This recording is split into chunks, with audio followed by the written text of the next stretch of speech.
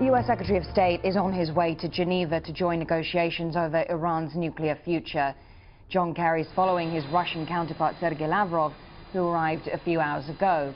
In the last few minutes, the British Foreign Secretary William Hague and France's Laurent Fabius have also said they will be attending those talks on Saturday as well. Diplomats from the so-called P5+1 have been meeting with Iranian officials since Thursday, but there's still no agreement. So the main sticking point, Iran's insistence that it has the right to enrich uranium. It says it wants it for medical research and use, and it's made the issue a red line in the talks.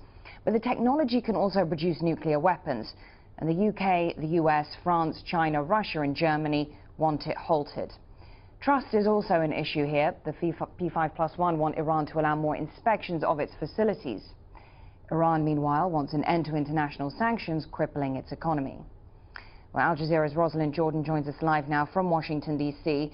And so, Rosalind, some comments coming from the State Department. I'm sure it's in tune with the sort of thing that you've been hearing as to why Kerry has chosen to go now. A spokesman saying that it could be that in light of progress that's being made in Geneva.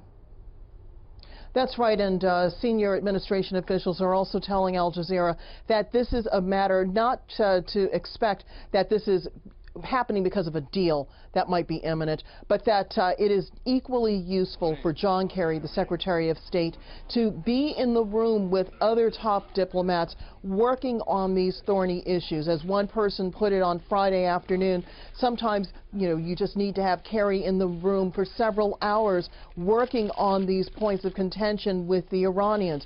So the U.S. is really trying to tamp down expectations that there is going to be some sort of deal coming out of what now will be Saturday's meetings in Geneva.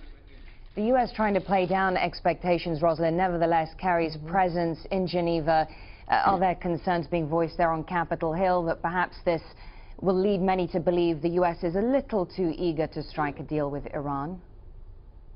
That's right, and when I raised that question today at the State Department, officials said, no, this is not a matter of being too eager or of raising expectations too high or, simply, being there just for the sake of being in the room and being photographed. Officials insist that this is all about trying to get the best possible deal, not just for the members of the P5+1, but for the international community. And they say that they're doing this keeping in mind that the sanctions regime, which the U.S. has led, have had a real impact on bringing the Iranians to the negotiating table. And so they say they want to see just how much can be attained while also acknowledging that Iran does have a right to a peaceful nuclear energy program under the terms of the Nuclear Non-Proliferation Treaty, or NPT. Rosalind Jordan in Washington, D.C. Thanks.